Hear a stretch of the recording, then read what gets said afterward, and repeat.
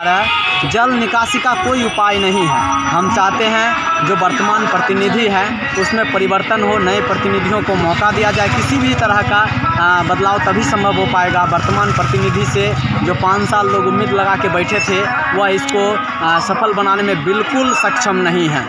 हम खांझापुर पंचायत में है और चुनावी महासंग्राम जो चल रहा है, ऐसे बहुत सारे कैंडिडेट हैं जो चुनावी महासंग्राम में हिस्सा ले चुके हैं। हम जानते हैं उनके बारे में। तो सबसे पहले सर आपका नाम क्या हुआ? मेरा नाम संजय कुमार हुआ। और संजय कुमार जी हमारे साथ जुड़ चुके हैं। तो संजय कुमार जी, आप इस बार कैसे कैंडिडेट को चुनना चाहेंगे?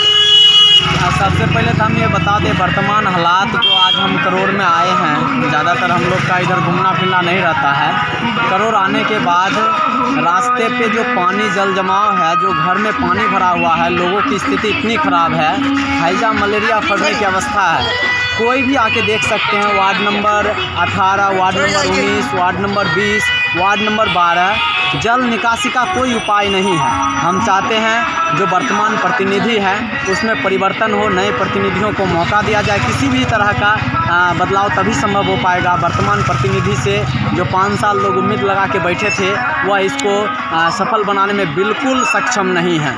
वो हमको लगता है कहीं ना कहीं वो भेदभाव वाला नीति अपनाए हैं, क्योंकि इस पट्टी का हालात बहुत ख़राब है। हम चाहेंगे कि आप अपने चैनल पे वह उन सारे जगहों को दिखावे जहाँ पे लोगों का हालात दयनीय है। जहाँ पर आप देख सकते हैं जो रामटोला है आपके इधर का, वार्ड नंबर 17 का, वहाँ पे इतना जल जमाव है, लोग निजी मोटर से वहाँ से पानी निकाल फेंक रहे हैं। ऐसी हालात नहीं होना चाहिए था। इन सारे हालातों में सुधार होने की बहुत ज़्यादा ज़रूरत है।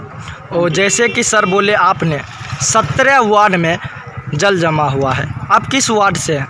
देखिए, हम तो वार्ड नंबर 2 से हैं और वार्ड नंबर 2 खांझापुर पंचायत का एक अहम वार्ड भी है। और वहाँ से हमें लगता है जो आवाज़ निकलेगी, जो जनमत निकलेगा वो निश्चित है परिवर्तन के पक्ष में निकलेगा। और आपके पूर्व मुखिया जो रह चुके हैं, तो पूर्व मुखिया के पास तो आप लोग को जाना चाहिए था कि 17 वार्ड में पानी जमा है, वहाँ के लिए नाला बनाए या फिर कोई व्यवस्था लगाए। देखिए, पूर्व मुखिया जी जो काम किए, हमको लगता है वो अपने अनुसार जो भी किए वो सही ही किए होंगे। जल जमाव के बारे में वो नहीं सोचे, ये उनकी जो है हम समझ सकते हैं असफलता है।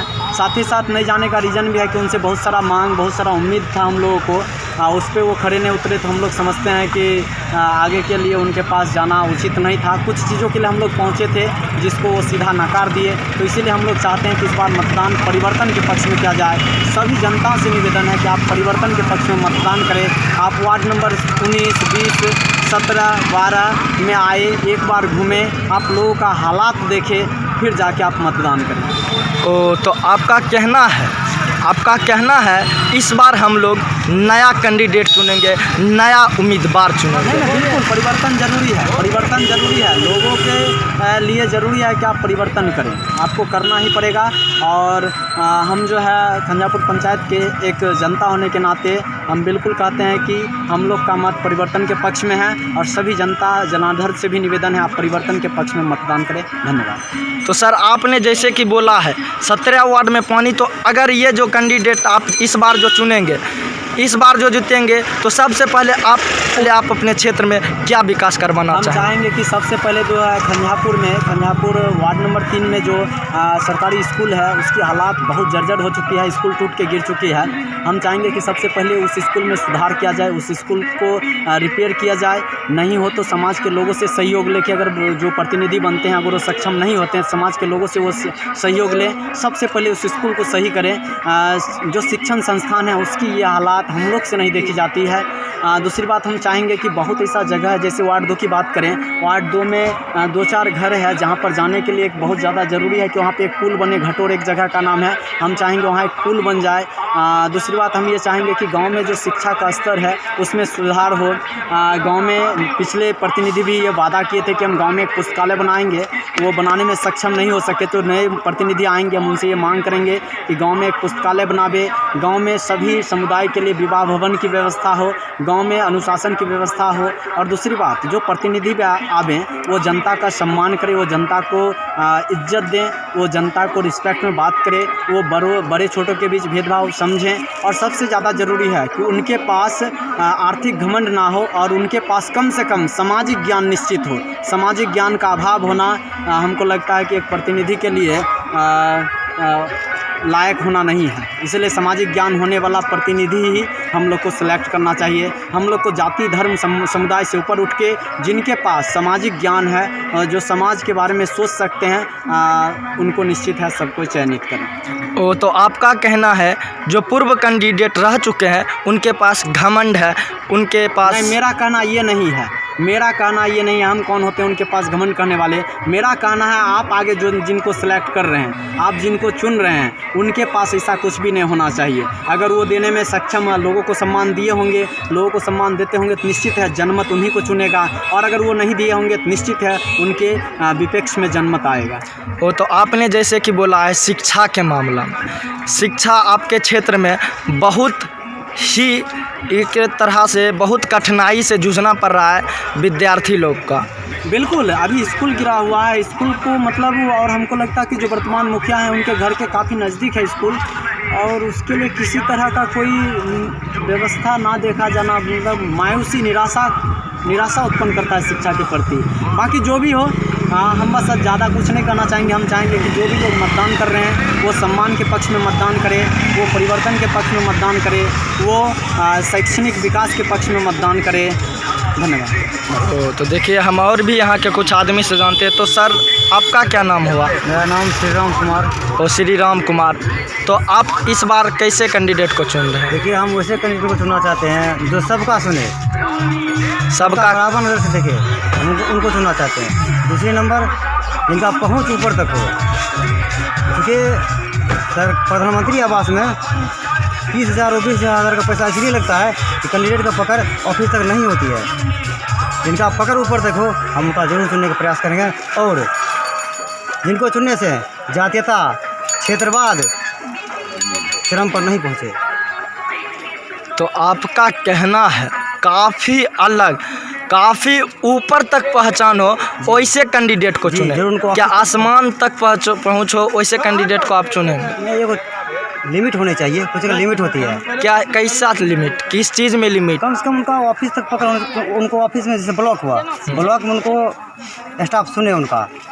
जो प्रधानमंत्री आवास में अगर कुछ देना पड़ता है उससे तो गरीब लोग को सुधार होगी।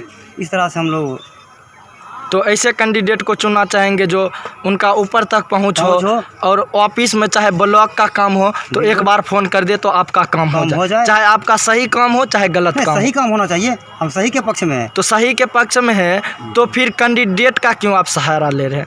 आप अपने माध्यम से काम करवा सकते हैं, सही के पक्ष में है तो। लीडर हम क्यों चुनते हैं? लीडर हम इसलिए चुनते हैं कि मेरा वो एक तरह का वो लीडिंग करते हैं। तो मतलब आप खाना भी खाइएगा तो कैंडिडेट आपके लिए खाना लाकर तो नहीं देगा, आपको खुद बनाना पड़ेगा। लेकिन जो मेरा काम है वो तो हम कर ही रहे हैं। अभी जो मेरा काम है वोट डालना, कैंडिडेट चुनना, वो तो हमसे ऊपर के लोग हम चुनेगा, उनको अपने लेवल में थोड़ी चुनेंगे।